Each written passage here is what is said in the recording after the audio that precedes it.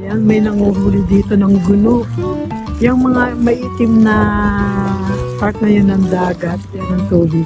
Mga isdang maliliit daw pala yan. Ayan, mula doon. Grupo-grupo sila. So, marami na silang nahuli. Hindi ko lang na video kanina. Ayan na, meron ng ilang kalating timba.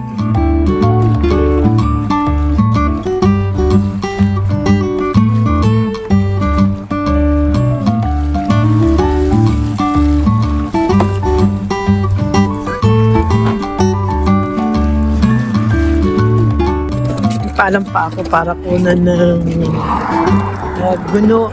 We call it guno. Yeah, guno. Tagalog. Yan, Tagalog. Filipino language. Yan, guno. Thank you. Guno, nakahuli si brother ng maraming guno.